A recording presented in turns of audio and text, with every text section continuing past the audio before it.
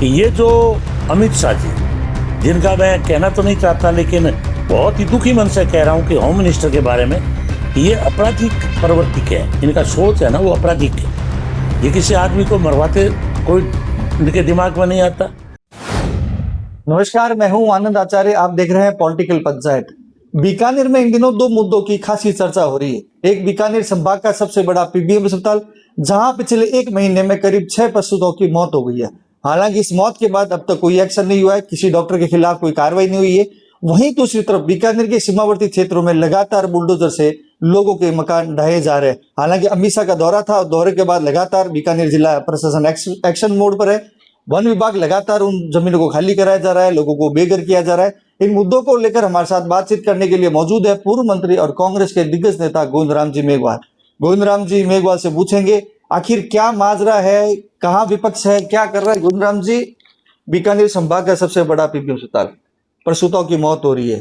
सीमावर्ती की बात करें, क्योंकि आप सीमावर्ती क्षेत्र से भी आते हैं, खाजूवाड़ा से आप विधायक रह चुके हैं, मंत्री भी है। लगातार लोगों के घर तोड़ रहे हैं, बुलडोजर चलाया जा रहा है, क्या लगता है?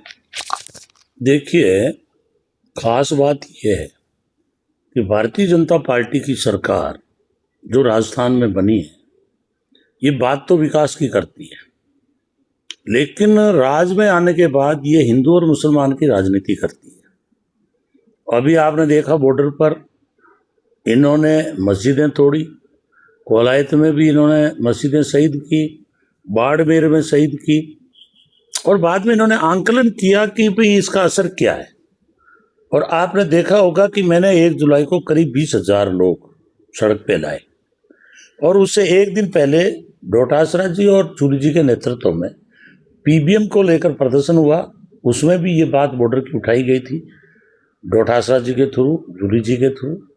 पर दुख इस बात का है कि जो मांगे रखी उस वक्त इन्होंने लिखित में दिया, आश्वासन दिया कि भाई ये काम हो जाएंगे, लेकिन आज तक मेरे को जहाँ तक सूचना है कि वो जो उस वक्त तो अखबारों में छप गया कि इन मांगों पर सहमति बनी, आंदोलन के दबाव में मांगे मान ली, पर मेरे को जहाँ तक सूचना है अभी तक एक भी मांग पूरी नहीं हुई।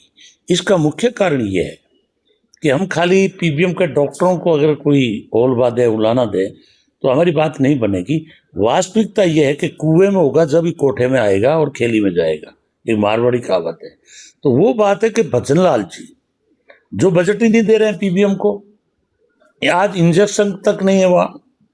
आपको जो है वहाँ मतलब छोटी छोटी जो चीज़ें होती है, कैंडुला या आपका जो दूसरी छोटी छोटी जो भी चीज़ें होती है हॉस्पिटल के अंदर, जो रूटीन के अंदर मिलती है, आपको वो चीज़ें नहीं मिल रही है। तो इससे साफ जाहिर हो गया कि डॉक्टर्स तो वही चीज़ देगा जो ऊपर से सरकार जो है उनको आवंटन करेगी। और आज ग्लूकोज तक हमारे हॉस्पिटल में नहीं मिल रहा है। ब्लड तो बहुत सिफारिश के बाद मिलता है, और ब्लड हम लोकली उसका अरेंजमेंट करते हैं। डोटासरा जी, जूली जी, हमारे पास तो सबसे बड़े नेता वो हैं। बाकी अब एक सीएम साहब बचे हैं, अशोक गहलोत साहब, लेकिन संगठन आज हमारे डोटासरा जी के पास है। वो आगे इन्होंने लिखित में दे दिया, और उसके बावजूद भी टस से मस नहीं है। तो इससे साफ जाहिर होता है कि सरकार पूर्ण रूप से फेल है। और जहाँ तक बॉर्डर की बात है, ये अमित शाह जी आए थे और उसके 10-15 दिन बाद ये काम चालू हो गया था। अमित शाह जी जहाँ भी जाते हैं वो हिंदू मुसलमान के संघर्ष कराने की साजिश का काम है। जिस तरह से आप जंतर मंतर पे देख रहे हैं, आज बच्चों को लाठियों से मार रहे हैं, लाखों बच्चे आज स्टूडेंट्स वहाँ घायल पड़े हैं, लाखों लोग प्रदर्शन कर रहे हैं, उसमें काफ़ी लोग घायल हो गए हैं, गोलियां लगी है, छर्रे लगे हैं, लाठियों से तोड़ दिया, उनके हाथ पैर तोड़ दिए। तो ये जो डेमोक्रेसी है, एक डेमोक्रेसी की मजाक उड़ाई जा रही है। और वास्तविकता ये है कि इनका संविधान में भरोसा नहीं है, ये डेमोक्रेसी को कमजोर करना चाहते हैं। और ये दोनों तानाशाह प्रवृत्ति के हैं, ये हिटलर की नकल कर रहे हैं। इनका संविधान में किसी तरह का भरोसा नहीं है, चाहे हमारे बीकानेर के कानून मंत्री हो। लेकिन मैं ये पूछना चाहता हूँ आज यहाँ के स्थानीय सभी नेताओं से, अर्जुन राम जी सहित, कि आप बताओ कि आपने विकास के काम क्या किए। अभी आपने देखा है कि घोषणा की है कि राज्य स्तरीय स्वतंत्रता दिवस यहाँ मनाया जाएगा। सड़कें यहाँ की टूटी पड़ी है, नालियाँ यहाँ की टूटी पड़ी है, जगह जगह गंदगी है, शहर में बिजली मिल नहीं रही है, पेयजल की व्यवस्था नहीं है। हजार रुपए में लोग टैंकर में खारा पानी पीने के लिए मजबूर है। आज जाओ, बस्तियां जो है गंदगी से भरी हुई पड़ी है। आज आपको नगर परिषद में टाइम से तनख्वाह नहीं मिल रही है सफाई कर्मियों की। शिक्षक सारे हड़ताल पे जा रहे हैं क्योंकि इन्होंने आपके तबादले के नाम पे उद्योग चला दिया था। तो उस नाम पर भी आज पूरे शिक्षक नाराज बैठे हैं। गांव में स्कूलें खाली हो गई है। गांव में मेरे खाजूवाला में 20 पटवारी खाली हो गए, ट्रांसफर करके चले गए। 4 पटवारी पूरा खाजूवाला चला रहे हैं।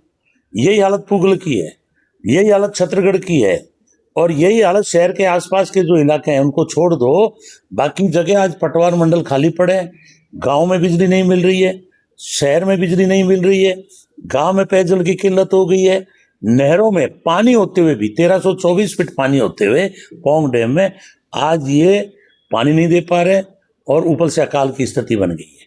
तो बहुत अजीब स्थिति है। तो एक तरफ तो ये जो है नहरों में पानी होते हुए नहीं दे रहे, और दूसरी तरफ वन विभाग के बहाने से, मस्जिद के बहाने से मकान तोड़े जा रहे हैं। तो कुल मिलाकर के पूरी जनता में त्राहिमाम मचा है। और उसी का प्रभाव आप दिल्ली में देख लो कि लाखों बच्चे जिनको सीमा पे रोक रखा है, उसके बावजूद भी वो किसी न किसी माध्यम से जंतर मंतर पे पहुंच के और विरोध कर रहे हैं। तो मैं उनको सलाम करता हूं, मैं धन्यवाद देता हूं, और मैं ये कहूंगा कि दूसरी आज़ादी है जिसकी आज़ादी आज नौजवान लड़ रहा है। मैं उनको एक ही अपील करना चाहता हूं कि आपको किसी तरह से घबराने की जरूरत नहीं है। हम आपके पीछे खड़े हैं, और जरूरत पड़ी तो आपकी हम अपील सुन रहे हैं। आप डेली जो है सोशल मीडिया के माध्यम से पहुंचने की अपील कर रहे हो, तो हम आपकी पोस्टें शेयर भी कर रहे हैं। और हमने 1 जुलाई को यही मांग की थी कि अमित शाह जी इस्तीफा दो, और आज स्टूडेंट भी वही मांग कर रहे हैं कि ये जो अमित शाह जी, जिनका मैं कहना तो नहीं चाहता लेकिन बहुत ही दुखी मन से कह रहा हूं कि होम मिनिस्टर के बारे में, कि ये आपराधिक प्रवृत्ति के हैं। इनका सोच है ना वो आपराधिक है। ये किसी आदमी को मरवाते कोई इनके दिमाग में नहीं आता। अरे एक तरफ तो आप राम जी को पूज रहे हो, और एक तरफ आप आए दिन पूरे देश में, आज मणिपुर आपका जल रहा है, पुलवामा में लोग मर गए, पहलगांव में मर गए, कुंभ के नाम पे मरवा दिए। तो आए दिन आप इस तरह की साजिशें करते कैसे हो? और इधर ट्रंप जो है आपको आंख से डरा रहा है। आप देख रहे हो कि एप्स्टीन फाइल, जिसके अंदर साफ कह दिया ट्रंप ने कि मोदी जी अगर एक शब्द भी बोल गए, उस दिन इनकी मैं राजनीति खत्म कर दूंगा भारत के अंदर। उसी का परिणाम है कि पूरा देश सरेंडर कर दिया। आज हमारे देश का पूरा डाटा अमेरिका के हाथ में है। गूगल, हमारा जो इंटरनेट, वो 2 मिनट में बंद कर सकता है, जबकि चाइना ने अपना डाटा खुद ने जो है पूरा का पूरा, उन्होंने अपना डाटा वगैरह सारे उनके कंट्रोल में, नियंत्रण में। हमारे हाथ में कुछ भी नहीं है। हमारे देश को तो अडानी और अंबानी चला रहे हैं। मोदी जी ने कह दिया मैं तो फकीर हूं, फकीर बन करके पूरा देश लुटवा दिया।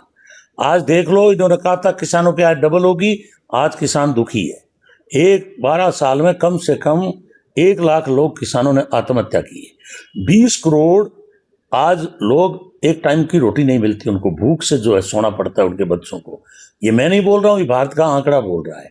हमारा रुपया $1 के बराबर 100 रुपये पार हो गया है। इंग्लैंड में तो उससे भी आगे चला गया है, ₹1.5 हो गया है। और अगर आप देखेंगे तो गरीबी में हमारा देश बहुत ज़्यादा जो है ज़बरदस्त, हम लोग 1 नंबर पे आ रहे हैं। बेरोजगारी पिछले 45 साल में नहीं थी, वो आ रही।